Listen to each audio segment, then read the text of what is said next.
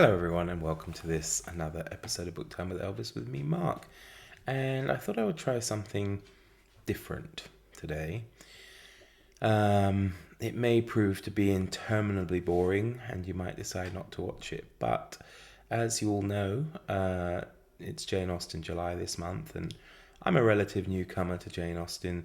I did read Northanger Abbey last year, and this year I decided I would tackle Pride and Prejudice, as it seems to be the one everybody's recommending I read. And I decided to read. I have a couple of copies. I have an ebook, and I have a what do they call it? All-in-one collection, bind up. Is that the right word? Of all Jane Austen's novels. But I also have this copy that was my great grandmother's, and I thought, well, it would be nice to read it. And I can't really lie in bed reading it, so I'll have to sit at the chair and read it. And then I thought, well, why not record my journey reading this book? It's certainly not something I would probably normally go for, but I'm willing to give it a go, and I thought I would record myself reading it, and I will read it aloud. If it proves to be terribly boring, then in subsequent videos I'll just fast forward through that stuff and just come to the comments. But and I will break off when I think there's something I want to mention or want to talk about as I read it. So it will not be like a continuous audiobook. Right then, so make yourselves comfortable, pop the kettle on. Let's start, I suppose. So this is a Library of Classics edition. It's not super old. What is it? Well, I don't know exactly when it was printed, but my great-grandmother wrote in it in 1937, so it's not hugely ancient. That's the title page there with a photograph. So let's start then. Pride and Prejudice, Chapter 1. It is a truth universally acknowledged that a single man in possession of a good fortune must be in want of a wife. Is that so? I don't know. Maybe it was then. I don't know if that's true now. Perhaps, I haven't got a good fortune, hence my lack of desire to be in want of a wife. Anyway, let's carry on. However, little known the feelings or views of such a man may be on his first entering a neighbourhood, this truth is so well fixed in the minds of surrounding families that he is considered as the rightful property of some one or other of their daughters. "My dear Mr. Bennet," said his lady to him one day, "have you heard that Netherfield Park is let at last?" Mr. Bennet replied that he had not. "But it is," returned she, for Mrs. Long has just been here, and she told me all about it." Mr. Bennet made no answer. "Do you want to know who has taken it?" cried his wife impatiently. "You want to tell me, and I have no objection to hearing it." That was invitation enough. "Why, my dear, you must know Mrs. Long says that Netherfield is taken by a young man of large fortune from the north of England, that he came down on Monday in a chaise and four to see that place, and was so much delighted with it that he agreed with Mr. Morris immediately, that he is to take possession before Michaelmas, and some of his servants are to be in the house by the end of next week." "What is his name?" "Bingley." "Is he married or single?" "Oh, single, my dear, to be sure. A single man of large fortune, 4,000 or 5,000 a year. What a fine thing for our girls!" "How so? How can it affect them?" "My dear Mr. Bennet," replied his wife, "how can you be so tiresome? You must know that I am thinking of his marrying one of them. I have to say, it's a bit odd that, did they really refer to each other as Mr. and Mrs. Bennet when they were married? I suppose maybe if they were in company they might do, but it does seem a bit weird. Can you imagine in the bedroom? Oh, Mr. Bennet. Oh, Mrs. Bennet. All right, let's go on. "Is that his design in settling here?" "Design? Nonsense, how can you talk so? But it is very likely that he may fall in love with one of them, and therefore you must visit him as soon as he comes." "I see no occasion for that. You and the girls may go, or you may send them by themselves, which perhaps will be still better, For as you are handsome as any of them, Mr. Bingley might like you the best of the party. Oh, that's sweet. My dear, you flatter me. I certainly have had my share of beauty, but I do not pretend to be anything extraordinary now. When a woman has 5 grown-up daughters, she ought to give over thinking of her own beauty. In such cases, a woman has not often much beauty to think of. But, my dear, you must indeed go and see Mr. Bingley when he comes into the neighbourhood. It is more than I engage for, I assure you. But consider your daughters. Only think what an establishment it would be for one of them. Sir William and Lady Lucas are determined to go merely on that account, for in general, you know, they visit no newcomers. Indeed, you must go, for it will be impossible for us to visit him if you do not. You are over-scrupulous, surely. I dare say Mr. Bingley will be very glad to see you, and I will send a few lines by you to assure him of my hearty consent to his marrying, whichever he chooses of the girls, though I must throw in a good word for my little Lizzie. I desire you will do no such thing. Lizzie is not a bit better than the others, and I am sure she is not half so handsome as Jane, nor half so good-humoured as Lydia, but you are always giving her the preference. They have none of them much to recommend them, replied he. They are all silly and ignorant like other girls, but Lizzie has something more of quickness than her sisters. Mr. Bennet, how can you abuse your own children in such a way? You take delight in vexing me. You have no compassion on my poor nerves. You mistake me, my dear. I have a high respect for your nerves. They are my old friends. I have heard you mention them with consideration these 20 years at least. Ah, but you do not know what I suffer. But I hope you will get over it, and live to see many young men of 4,000 a year come into the neighbourhood. It will be no use to us if 20 such should come, since you will not visit them. Depend upon it, my dear, that when there are 20, I will visit them all. Mr. Bennet was so odd a mixture of quick part, sarcastic humour, reserve, and caprice, that the experience of 23 years have been insufficient to make his wife understand his character. Her mind was less difficult to develop. She was a woman of mean understanding, little information, and uncertain temper. When she was discontented, she fancied herself nervous. The business of her life was to get her daughters married. Its solace was visiting and news. Actually, it's not too bad, is it? Chapter 2. Mr. Bennet was among the earliest of those who waited on Mr. Bingley. He had always intended to visit him, though to the last always assuring his wife that he should not go. Until the evening after the visit was paid, she had no knowledge of it. It was his second daughter, employed in trimming a hat. He suddenly addressed her with, "I hope Mr. Bingley will like it, Lizzie." "We are not in a way to know what Mr. Bingley likes," said her mother resentfully, "since we are not to visit." "But you forget, mamma," said Elizabeth, "that we shall meet him at the assemblies, and that Mrs. Long has promised to introduce him." "I do not believe Mrs. Long will do any such thing. She has 2 nieces of her own. She's a selfish, hypocritical woman, and I have no opinion of her." "No more have I," said Mr. Bennet, "and I am glad to find that you do not depend on her serving you." Mrs. Bennet deigned not to make any reply, but, unable to contain herself, began scolding one of her daughters. "Don't keep coughing so, Kitty, for heaven's sake. Have a little compassion on my nerves. You tear them to pieces." "Kitty has no discretion in her coughs," said her father. "She times them ill." "I do not cough for my own amusement," replied Kitty fretfully. "When is your next ball to be, Lizzie?" "Tomorrow fortnight." "Aye, so it is," cried her mother, "and Mrs. Long does not come back till the day before, so it will be impossible for her to introduce him, for she will not know him herself." "Then, my dear, you may have the advantage of your friend and introduce Mr. Bingley to her." "Impossible, Mr. Bennet, impossible. When I am not acquainted with him myself, how can you be so teasing?" "I honour your circumspection. A fortnight's acquaintance is certainly very little. One cannot know what a man really is by the end of a fortnight. But if we do not venture, somebody else will, and after all, Mrs. Long and her nieces must stand their chance, and therefore, as she will think it an act of kindness if you decline the office, I will take it on myself." The girls stared at their father. Mrs. Bennet said only, "Nonsense, nonsense." "What can be the meaning of that emphatic exclamation?" cried he. "Do you consider the forms of introduction and the stress that is laid on them as nonsense? I cannot quite agree with you there.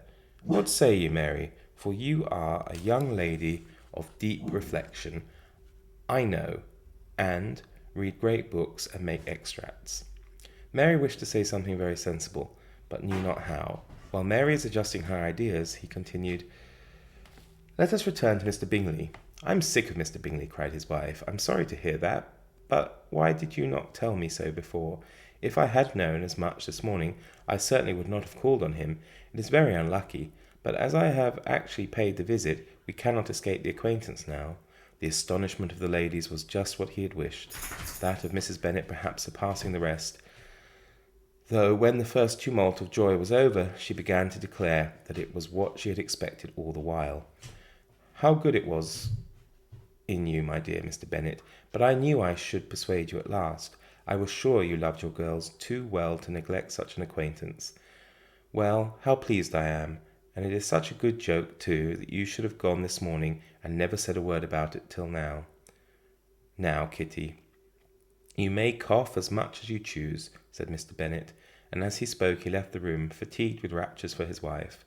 "What an excellent father you have, girls," said she, when the door was shut. "I do not know how you will ever make him amends for his kindness. Or me either, for that matter. At our time of life it is not so pleasant, I can tell you, to be making new acquaintances every day, but for your sakes we would do anything. Lydia, my love, though you are the youngest, I dare say Mr. Bingley will dance with you at the next ball." "Oh," said Lydia stoutly, "I am not afraid, for though I am the youngest, I am the tallest." The rest of the evening was spent in conjecturing how soon he would return Mr. Bennet's visit, and determining when they should ask him to dinner.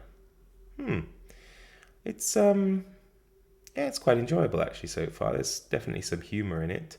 There was, I remember, a bit of humour in Northanger Abbey, and I do find it interesting the way she writes these conversations between people, although I am still a little bit surprised by the married couple referring to themselves as Mr. Bennet and Mrs. Bennet, but if you know anything about that, by all means let me know down below. I'm just wondering if this is too long already at 12 minutes, but then to read the whole book might take a while, so I might have taken on more than I can chew. So what I'll do, I will read the third chapter and then we'll stop there for now. So chapter 3. Not all that Mrs. Bennet, however, with the assistance of her 5 daughters, could ask on the subject was sufficient to draw from her husband any satisfactory description of Mr. Bingley.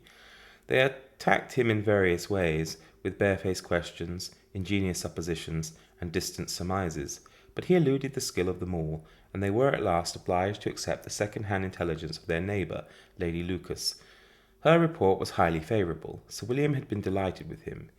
He was quite young, wonderfully handsome, extremely agreeable, and, to crown the whole, he meant to be at the next assembly with a large party. Nothing could be more delightful.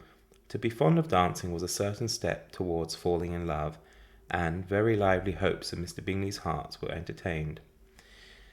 "If I can but see one of my daughters happily settled at Netherfield," said Mrs. Bennet to her husband, "and all the others equally well married, I shall have nothing to wish for." In a few days Mr. Bingley returned Mr. Bennet's visit, and sat about 10 minutes with him in his library. He had entertained hopes of being admitted. A bit harder to turn the pages on these.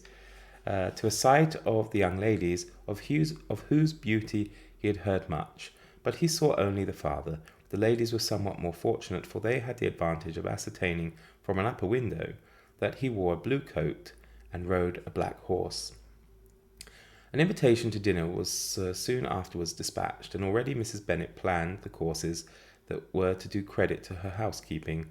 When an answer arrived which deferred it all, Mr. Bingley was obliged to be in town the following day, and consequently unable to accept the honour of their invitation, etc. Mrs. Bennet was quite disconcerted. She could not imagine what business he could have in town so soon after his arrival in Hertfordshire, and she began to fear that he might be always flying about from one place to another, and never settled in Netherfield, as he ought to be. Lady Lucas quieted her fears a little by starting the idea of his being gone to London only to get a large party for the ball, and a report soon followed that Mr. Bingley was to bring 12 ladies and 7 gentlemen with him to the assembly. The girls grieved over such a number of ladies, but were comforted the day before the ball by hearing that instead of 12, he had brought only 6 with him from London, his 5 sisters and a cousin, and when the party entered the assembly room, it consisted of only 5 altogether: Mr. Bingley, his 2 sisters, the husband of the eldest, and another young man. Mr. Bingley was good-looking and gentlemanlike. He had a pleasant countenance and easy, unaffected manners. His sisters were fine women, with an air of decided fashion. His brother-in-law, Mr. Hurst, merely looked the gentleman, but his friend Mr. Darcy soon drew the attention of the room by his fine, tall person, handsome features, noble mien, and the report, which was in general circulation within 5 minutes after his entrance, of his having 10,000 a year. The gentleman pronounced him to be a fine figure of a man. The ladies declared he was much handsomer than Mr. Bingley, and he was looked at with great admiration for about half the evening, till his manners gave a disgust which turned the tide of his popularity, for he was discovered to be proud, to be above his company, and above being pleased, and not all his large estate in Derbyshire could then save him from having a most forbidding, disagreeable countenance, and being unworthy to be compared with his friend. Mr. Bingley had soon made himself acquainted with all the principal people in the room. He was lively and unreserved, danced every dance, was angry that the ball closed so early, and talked of giving one himself at Netherfield. Such amiable qualities must speak for themselves. What a contrast between him and his friend! Mr. Darcy danced only once with Mrs. Hurst and once with Miss Bingley, declined being introduced to any other lady, and spent the rest of the evening in walking about the room, speaking occasionally to one of his own party. His character was decided. He was the proudest, most disagreeable man in the world, and everybody hoped that he would never come there again. Amongst the most violent against him was Mrs. Bennet, whose dislike of his general behaviour was sharpened into particular resentment by his having slighted one of her daughters. Elizabeth Bennet had been obliged by the scarcity of gentlemen to sit down for 2 dances, and during part of that time Mr. Darcy had been standing near enough for her to overhear a conversation between him and Mr. Bingley, who came from the dance for a few minutes to press his friend to join it. "Come, Darcy," said he, "I must have you dance. I hate to see you standing about by yourself in this stupid manner. You had much better dance." "I certainly shall not. You know how I detest it, unless I am particularly acquainted with my partner. At such an assembly as this, it would be insupportable. Your sisters are engaged, and there is not another woman in the room whom it would be punishment to me to stand up with. Whom it would not be punishment to me to stand up with. He's a bit disagreeable, isn't he, old Mr. Darcy? It's funny. I can only picture Colin Firth in my mind. So, there we go. "I would not be so fastidious as you are," cried Bingley, "for a kingdom. Upon my honour, I never met with so many pleasant girls in my life as I have this evening, and there are several of them, you see, uncommonly pretty." "You are dancing with the only handsome girl in the room," said Mr. Darcy, looking at the eldest, Miss Bennet. "Oh, she is the most beautiful creature I ever beheld, but there is one of her sisters sitting down just behind you, who is very pretty, and I dare say very agreeable.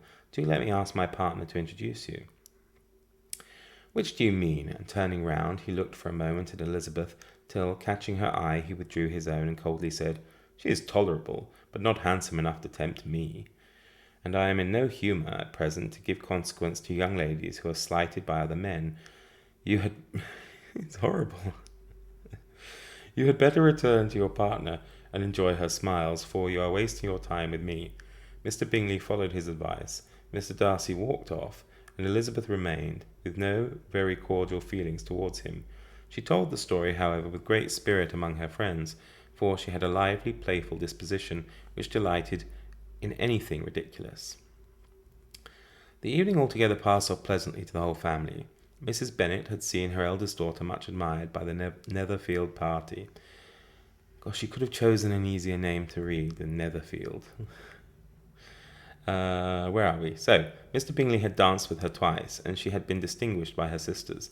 Jane was as much gratified by this as her mother could be, though in a quieter way. Elizabeth felt Jane's pleasure. Mary had heard herself mentioned to Miss Bingley as the most accomplished girl in the neighbourhood, and Catherine and Lydia had been fortunate enough to be never without partners, which was all they had yet learned to care for at a ball. They returned, therefore, in good spirits to Longbourn, the village where they lived, and of which they were the principal inhabitants. They found Mr. Bennet still up, with a book. He was regardless of the time, and, on the present occasion, he had a good deal of curiosity as to the event of an evening which had raised such splendid expectations. He had rather hoped that all his wife's views on the stranger would be disappointed, but he soon found out that he had a very different story to hear. "Oh, my dear Mr. Bennet," as she entered the room, "we have had the most delightful evening, a most excellent ball. I wish you had been there. Jane was so admired. Nothing could be like it. Everybody said how well she looked, and Mr. Bingley thought her quite beautiful and danced with her twice. Only think of that, my dear. He actually danced with her twice. And she was the only creature in the room that he asked a second time. First of all, he asked Miss Lucas. First of all, he asked Miss Lucas. I was so vexed to see him stand up with her. But, however, he did not admire her. He did not admire her at all indeed. Nobody can, you know, and he seemed quite struck with Jane as she was going down the dance. So he inquired who she was and got introduced and asked her for the two. Sometimes they, this older style of writing, they jumble the words a little, don't they? So you expect it to follow on next to, and instead you get to next, and that always confuses me when I'm reading aloud, I have to say, because my mouth is almost saying it faster than I can process it. It's not in the right order, so I do apologize for that. Where was I? Yeah, asked her for the two next. Then the two third, he danced with Miss King, and the two fourth with Maria Lucas, and the two fifth with Jane again, and the two sixth with Lizzie and the Boulanger. I don't understand what that is. Two third, two fourth, two fifth. Is it like two as partners and the fourth dance, the fifth dance, something like that? I don't know. If you do know, let me know. Thank you. If he had had any compassion for me, cried her husband impatiently, he would not have danced half so much. For God's sake, say no more of his partners. Oh, that he had sprained his ankle in the first... For God's sake, say no more of his partners. Oh, that he had sprained his ankle in the first dance. Oh, my dear, continued Mrs. Bennet, I am quite delighted with him. He is so excessively handsome, and his sisters are charming women. I never in my life saw anything more elegant than their dresses. I dare say the lace upon Mrs. Hurst's gown... Here she was interrupted again. Mr. Bennet protested against any description of finery. She was therefore obliged to seek another branch of the subject, and related with much bitterness of spirit and some exaggeration the shocking rudeness of Mr. Darcy. But I can assure you, she added, that Lizzie does not lose much by not suiting his fancy, for he is a most disagreeable, horrid man, not at all worth pleasing, so high and so conceited that there was no enduring him. He walked here and he walked there, fancying himself so very great, not handsome enough to dance with. I wish you had been there, my dear, to have given him one of your set-downs. I quite detest the man. So there we go. First 3 chapters. My first ever 3 chapters of Pride and Prejudice. And yeah, it's quite good. I think, I'll definitely keep reading. And if this doesn't bore you too much, as I say, I might continue in this format because I don't really fancy lying down in bed reading this book. It's, it's not super fragile, but I don't think it would survive a bedtime reading.